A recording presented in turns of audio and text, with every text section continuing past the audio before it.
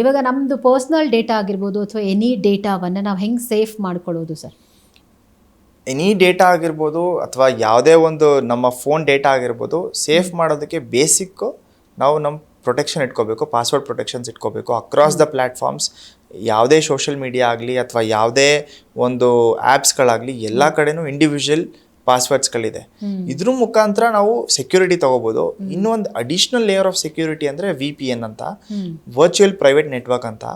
ನಾನು ಕಳೆದ ಬಾರಿ ಹೇಳ್ದಂಗೆ ಅದು ಒಂದು IP ಅಡ್ರೆಸ್ ಇರುತ್ತೆ.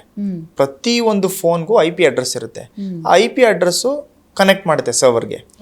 ಸೊ ಇದೇನಾಗುತ್ತೆ, ನಮ್ಮನ್ನ ಟಾರ್ಗೆಟ್, ಈಗ ನಾನು ಆಗಲೇ ಹೇಳಿದಾಗೆ ಫಿಶಿಂಗಲ್ಲಿ ಇಂಡಿವಿಜುವಲ್ ಪರ್ಸನ್ಸ್ನ ಟಾರ್ಗೆಟ್ ಮಾಡ್ತಾರೆ. ಸೊ ಇದು ನಾವು VPN ಯೂಸ್ ಮಾಡಿದಾಗ ನಮ್ಮ ಐಡೆಂಟಿಟಿ ಸ್ಪೂಫ್ ಆಗುತ್ತೆ. ಸೊ ಥ್ರೂ ಸ್ಪೂಫಿಂಗ್ ನಾವು ನಮ್ಮ ಐಡೆಂಟಿಟಿನ ಸೆಕ್ಯೂರ್ ಮಾಡ್ಕೋಬೋದು ಆ್ಯಂಡ್ ಸೇಫ್ ಆಗಿರ್ಬೋದು. ಬಟ್ ಜನರಲಿ ಇದು VPN ಆಗಲಿ ಅಥವಾ ಇನ್ನೊಂದು ಥರ ಈ ಥರ ಎಲ್ಲ ಆಗಲಿ, ಇದು ಯೂಶಲಿ ಬ್ಯಾನ್ ಆಗೋ ಚಾನ್ಸಸ್ ಜಾಸ್ತಿ ಇರುತ್ತೆ. ನಮ್ಮ ಕಂಟ್ರಿಲೂ ಕೆಲವೊಂದು VPN ಸರ್ವಿಸ್ ಪ್ರೊವೈಡರ್ಸ್ ಇದ್ದಾರೆ, ಬ್ಯಾನ್ ಆಗಿಲ್ಲ, but most of the time avoid ಮಾಡ್ತಾರೆ. ಓಕೆ. ಸೊ ಇವಾಗ ಹಾಗಾದ್ರೆ ನಾವು ಪಾಸ್ವರ್ಡ್ಗಳನ್ನು ತುಂಬ ಈಸಿಯಾಗಿ ಕೊಡ್ತಾ ಇರ್ತೀವಿ. ಸಮ್ಟೈಮ್ಸ್ ಏನೋ ಒಂದು ಡೇಟ್ ಆಫ್ ಬರ್ತ್ ಕೊಟ್ಟಿರ್ತೀವಿ ಅಥವಾ ಸಮ್ ಯುನೀಕ್ ನಂಬರ್ ಕೊಟ್ಟಿರ್ತೀವಿ. ಸೊ ಈ ಥರದ್ದು ಜನರಿಗೆ ಕಂಡುಹಿಡಿಯೋಕ್ಕೆ ಬಹಳ ಈಸಿ ಆಗಿಬಿಡುತ್ತಾ ಅಂಥೇಳಿ, ಪಾಸ್ವರ್ಡ್ ಅನ್ನೋದನ್ನು ನಾವು ಹೇಗೆ ಕೊಡಬೇಕಾಗಿ ಬರುತ್ತೆ? ಡಿಫಿಕಲ್ಟ್ ಆಗಿರಬೇಕಾ ಅಥವಾ ನಮಗೆ ಸಮ್ಟೈಮ್ಸ್ ಡಿಫಿಕಲ್ಟ್ ಇದ್ರೆ ಮರ್ತು ಹೋಗ್ಬಿಡ್ತೀವಿ ಅನ್ನೋ ಕಾರಣಕ್ಕೆ ಈಸಿಯಾಗಿರೋದು ಕೊಟ್ಕೊಂಡಿರ್ತೀವಿ.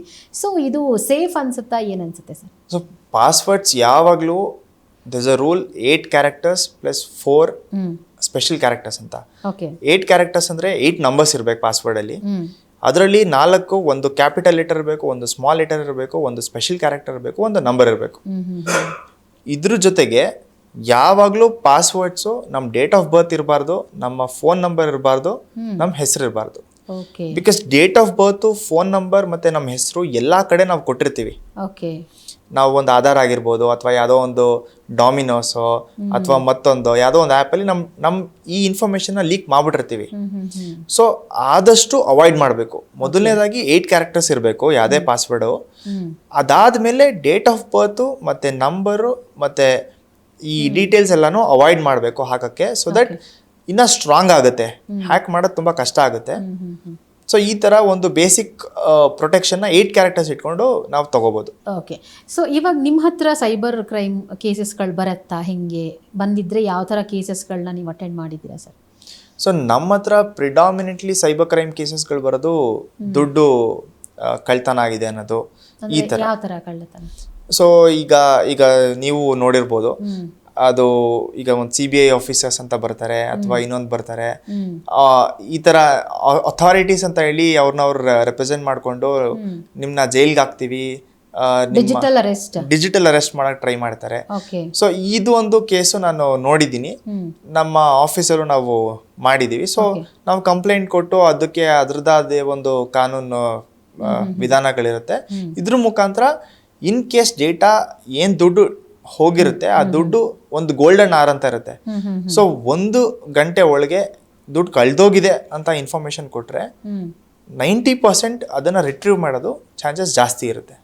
ಸೊ ಯಾರೇ ಕಳ್ತನ ಆದ್ರೂ, ಸೈಬರ್ ಅಪರಾಧದಿಂದ ದುಡ್ಡು ಹೋದ್ರು, ಒಂದು ಗೋಲ್ಡನ್ ಆರ್ 1 hour ಒಳಗೆ ಕಂಪ್ಲೇಂಟ್ ಕೊಟ್ರೆ ಎನ್ಫೋರ್ಸ್ಮೆಂಟ್ ಏಜೆನ್ಸಿಗಳಿಗೆ ತುಂಬಾ ಹೆಲ್ಪ್ ಆಗುತ್ತೆ ರಿಟ್ರೀವ್ ಮಾಡೋಕ್ಕೆ. ಫಾರ್ ಎಕ್ಸಾಂಪಲ್ ಬ್ಯಾಂಕ್ ಆಗಿರ್ಬೋದು ಅಥವಾ ಪೊಲೀಸ್ ಆಫೀಸರ್ಸ್ ಆಗಿರ್ಬೋದು. ಸೊ ಇವ್ರಿಗೆಲ್ಲ ಹೆಲ್ಪ್ ಆಗುತ್ತೆ. ಸೊ ದಟ್ ಮನಿ ಟ್ರಯಲ್ ಏನಿರುತ್ತೆ ಅದು ಜಾಸ್ತಿ ಕಡೆ ಹೋಗಿರಲ್ಲ. ಸೊ ಆ ಕಾರಣದಿಂದ ನಾವು ರಿಟ್ರೀವ್ ಮಾಡ್ಕೊಳ್ಳೋ ಚಾನ್ಸಸ್ ಜಾಸ್ತಿ ಇರುತ್ತೆ. ಜೊತೆಗೆ ಬೇರೆ ಅಕೌಂಟ್ ಹೋಗಿದ್ರೆ, ಅದು ಇಂಡಿಯನ್ ಅಕೌಂಟ್ ಆಗಿದ್ರೆ ಅಕೌಂಟ್ ಫ್ರೀಸ್ ಮಾಡೋ ಆಪ್ಷನ್ಸು ಇರುತ್ತೆ. ಓಕೆ. ಸೊ ಈಗ ಡಿಜಿಟಲ್ ಅರೆಸ್ಟ್ ನಾವು ತುಂಬ ಕಡೆ ಕೇಳಿದ್ದೀವಿ. ಈಗ ರೀಸೆಂಟಾಗಿ ಯಾರೋ 31 ಕೋಟಿ ಏನೋ ಕಳ್ಕೊಂಡ್ರು ಸೈಬರ್ ವಂಚಕರಿಂದ ಅಂತೇಳಿ ಒಂದು ಇನ್ಸಿಡೆಂಟ್ ಆಯಿತು. ಸೊ ಇಷ್ಟು ದೊಡ್ಡ ಅಮೌಂಟನ್ನು ನಾವು ಕಳ್ಕೊಳ್ಳೋ ಅಂಥ ಸಿಚುವೇಶನ್ ಯಾಕೆ ಬರುತ್ತೆ? ಆ್ಯಂಡ್ ನಮಗೆ ಅಥವಾ ಹೆಂಗೆ ಟ್ರಾನ್ಸಾಕ್ಷನ್ ಮಾಡ್ತಿದ್ದೀವಿ ಅನ್ನೋದ್ರ ಬಗ್ಗೆ ಒಂದು ಕ್ಲಾರಿಟಿ ಇರಲ್ವಾ? ಅಥವಾ ಆ್ಯಪ್ಗಳಲ್ಲಿ ಏನಾದರೂ ದೋಷಗಳಿರುತ್ತಾ?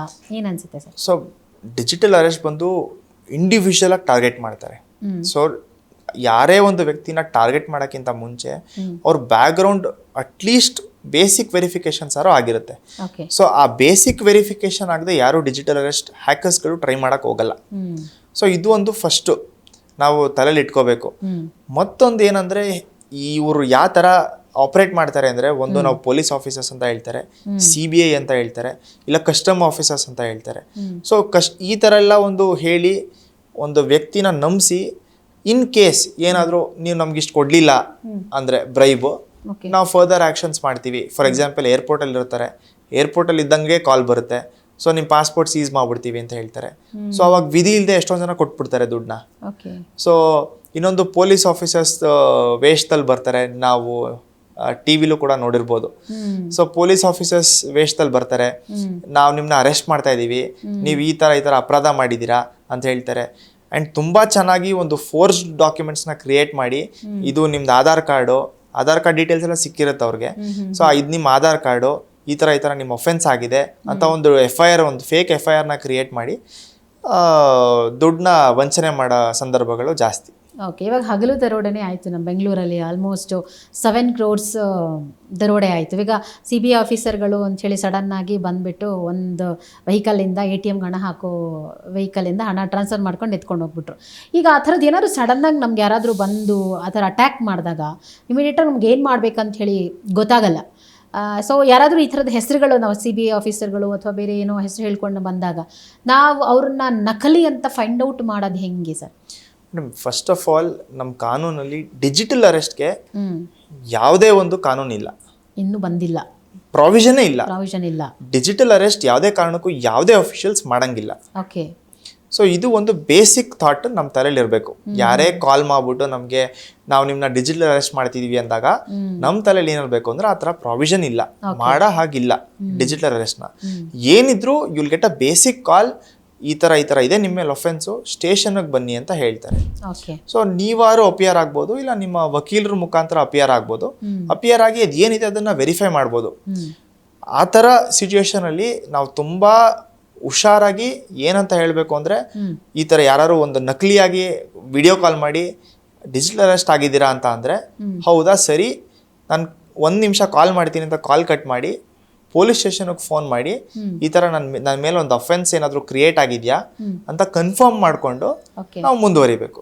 ಸೊ ಎಷ್ಟೋ ಜನ ಗೊತ್ತಾಗಲ್ಲ, ಸೊ ಸಡನ್ನಾಗಿ ಅಮೌಂಟ್ ಹಾಕ್ಬಿಡ್ತಾರೆ ಕೇಳೋರಿಗೆ. ಸೊ ಈ ಥರ ಡಿಜಿಟಲ್ ಅರೆಸ್ಟ್ ಕೇಸಸ್ಗಳು ತುಂಬ ಆಗಿದೆ.